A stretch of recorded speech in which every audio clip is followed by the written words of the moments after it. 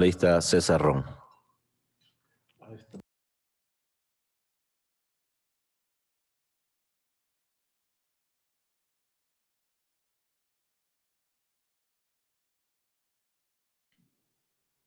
Gracias, señor presidente. ¿Me escucha? Te escuchamos, señor asambleísta. Gracias, señor presidente. Muy buenas tardes, señor presidente, señoras y señores legisladores. Hoy en este juicio político tenemos varias cosas que tenemos que analizar con la cabeza fría, con objetividad y en beneficio del país. Y lo primero es respetar la Constitución. Y la Constitución establece claramente en su artículo 233 que todos los funcionarios públicos son responsables de sus actos y de sus omisiones. Y por lo tanto, nadie, absolutamente nadie, está por encima de la ley.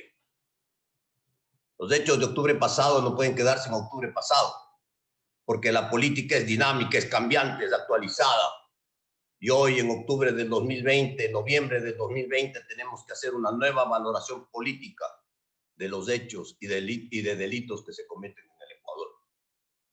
Y ahí hay un denominador común de los delitos de octubre y de los delitos de este nuevo octubre, que yo los voy a recordar. Los delitos de octubre pasado, señor presidente, señores legisladores, trajeron como consecuencia la paralización del país. Y luego, pues, una violencia desenfrenada, donde se provocó la destrucción de la capital, de Quito, destrucción del patrimonio de humanidad, destrucción del patrimonio histórico, destrucción de la capital de los ecuatorianos, la quema de la Contraloría. Todos estos son delitos. El porte de armas de fuego y escudos utilizados con violencia contra la policía y las Fuerzas Armadas. El secuestro de policías y militares y también de periodistas y el intento de asesinato a Freddy Paredes. El secuestro de poblaciones. Ambatro fue secuestrado durante 4 días, 300,000 habitantes que fueron secuestrados y no tuvieron los servicios de agua potable. Interrupción de los servicios básicos. Graves delitos, señor presidente, señores legisladores. Y finalmente, la sedición. Aquí hubo sedición porque se quiso tumbar al gobierno. Y todo esto, señor presidente, ha quedado en la impunidad. En la impunidad que no puede quedar en la impunidad. Porque los responsables de octubre pasado tienen que ser juzgados y sancionados. Y la Fiscalía y la Justicia tienen que brillar. Fui parte de la comisión que investigó los hechos de octubre pasado. Y no firmé el informe, porque era un informe tibio. Informe que no estableció responsabilidades políticas, ni a los actores y organizadores de la protesta social, que tienen nombre y apellido, y que todos los conocemos, y que andan por las calles de ahí y van a declarar por aquí, por allá, pero que no pasa absolutamente nada, y que tienen que ser sancionados, juzgados y purgar seguramente una pena como responsables de todos estos hechos en el Ecuador. Tampoco firmé porque hay responsabilidad política de parte del gobierno nacional por las medidas que tomó inconsultas graves que levantaron y exacerbaron el ánimo de los ecuatorianos. Y también hay responsabilidad política de la Asamblea Nacional, de nosotros los asambleístas. Asamblea Nacional que no tuvo la capacidad de reunirse durante los actos violentos para defender la democracia y la institucionalidad del país. Pues miren ustedes las responsabilidades. Luego, pues, señor presidente, hay otros delitos.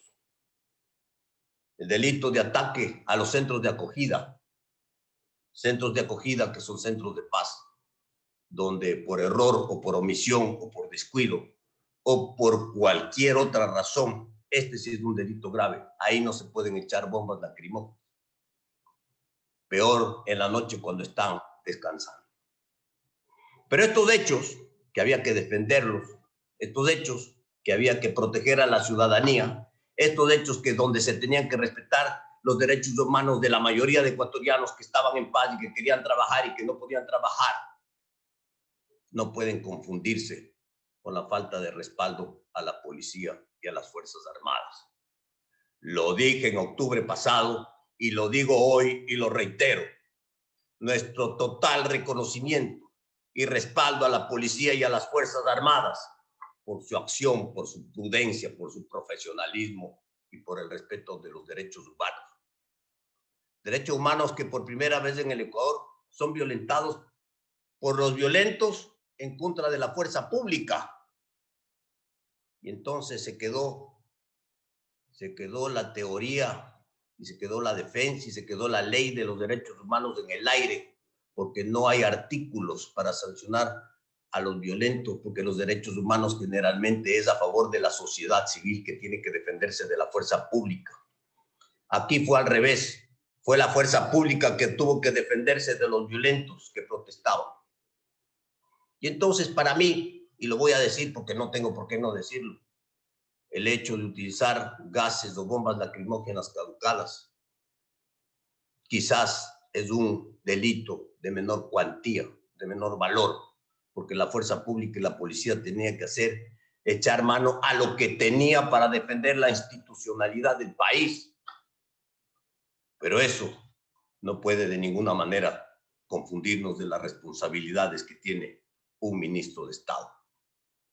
Los ministros de Estado son ministros de Estado y son los fusibles que se queman dentro de los gobiernos. Por eso son ministros de Estado.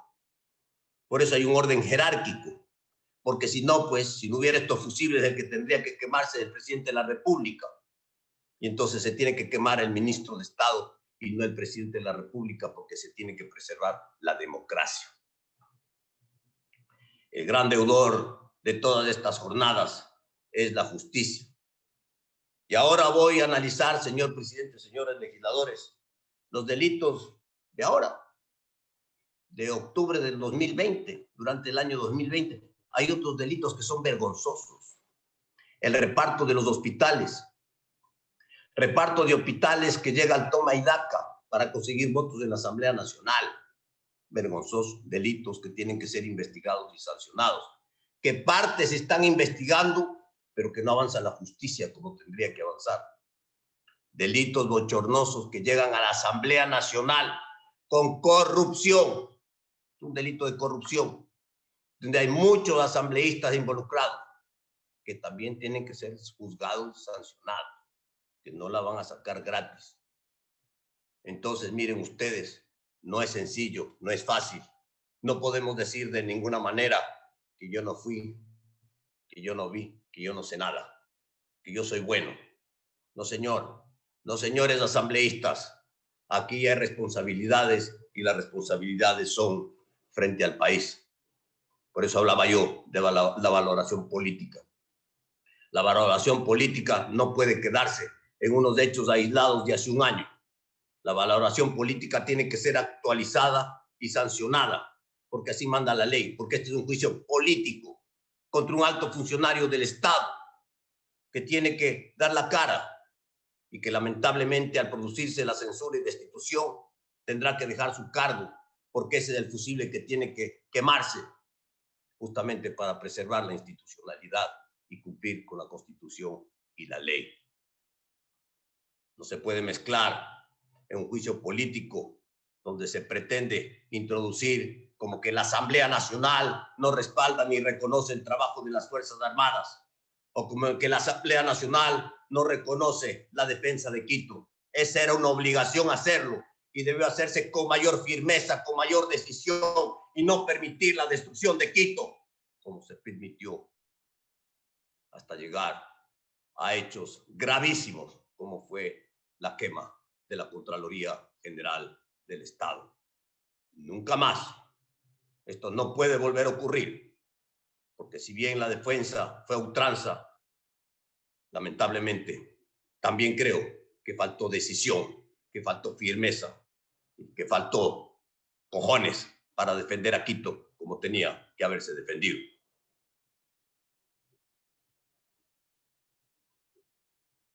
Señor presidente, señores legisladores, Y llegamos a otro hecho que se está descubriendo.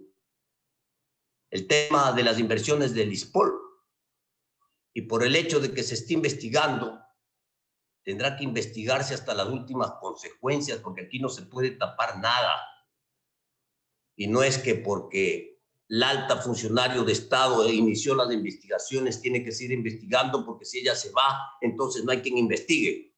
De ninguna manera. Tendrá que seguir investigándose y tendrá que establecerse las responsabilidades. Porque el Instituto de Seguridad Social de la Policía Nacional tiene un directorio. Es un cuerpo colegiado, del cual nadie dice nada. Ese cuerpo colegiado, ese directorio, autorizó estas inversiones. Así que hay que investigar.